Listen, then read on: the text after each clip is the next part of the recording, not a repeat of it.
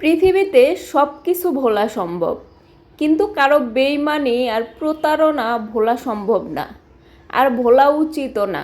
প্রতারণা আর বেইমানি থেকে যে শিক্ষাটা নেওয়া যায়, ওই শিক্ষা দিয়ে পরবর্তী সময়ে পরবর্তী মানুষগুলোর সাথে মেশার সময় সতর্ক থাকা উচিত আমাদের। রাগের সময় একটু ভেবে চিন্তে কথা বলা উচিত। রাগ শেষে তুমি হয়তো ক্ষমা চেয়ে নেবে, কিন্তু যাকে কথাগুলো বলবে তার মনে দাগ কেটে যাবে, তার মনে কষ্টটা থেকেই যাবে। ছোট্ট একটা জীবন আমাদের, তাই এমন লোকদের সাথে সময় কাটান যারা আপনাকে হাসাবে, যারা আপনাকে ভালোবাসবে। অন্যথায় একা থাকাই শ্রেয়। এই ছোট্ট জীবনে কারো সাথে রাগারাগি রেষারেষি করে কাটানোর কোনো মানেই হয় না। ছোট্ট একটা জীবনে যতক্ষণ ভালো থাকতে পারবেন, অন্যর সাথে ভালোভাবে থাকতে পারবেন, ততক্ষণই আপনার জীবনটা সার্থক। অন্যথায় মানুষের সাথে রেষারেষি করে সময় কাটানোটা নিছকই আপনার জীবনের অনেকটা অংশ শুধু শুধু কাটিয়ে দেওয়া। তাই জীবনে যাদের সাথে ভালো সময় কাটে, যারা আপনাকে ভালোবাসে, তাদের সাথে কাটানোর চেষ্টা করুন। তাদের সাথেই কাটান যারা আপনাকে সবসময় কমফোর্ট দেয়। কিছু মানুষ আছে দেখবেন, যারা একজনের কথা আরেকজনের কাছে লাগিয়ে আনন্দ পায়। তারা কখনো আনন্দ থাকতে পারে না। এরা সারা জীবন ভিতরে ভিতরেই জ্বলে।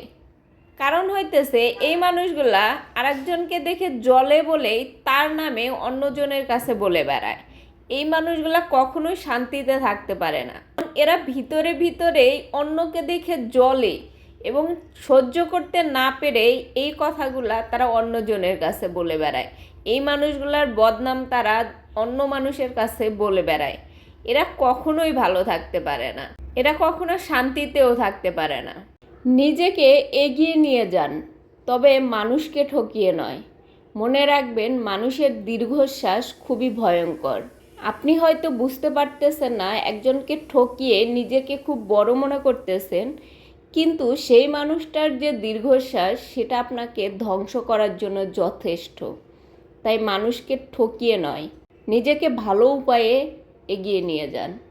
আগে বড়দের সামনে পড়লে ভয় পেতাম, ভয়ের কারণ ছিল সম্মান এবং শ্রদ্ধা। এখন ছোটদের দেখলে ভয় পাই, ভয়ের কারণ হচ্ছে বেয়াদবি আর অভদ্রতা। যুগ পাল্টেছে, মানুষের মন মানসিকতাও পাল্টেছে। আমরাই আগের জায়গায় রয়ে গেছি। জমিনে এমন কোনো প্রাণী নেই যার রিজিকের দায়িত্ব আল্লাহ নেননি। প্রত্যেকটা প্রাণীরই রিজিকের দায়িত্ব আল্লাহ পাকের হাতে। তাহলে আমরা কেন এত রিজিকের পিছনে ছুটি?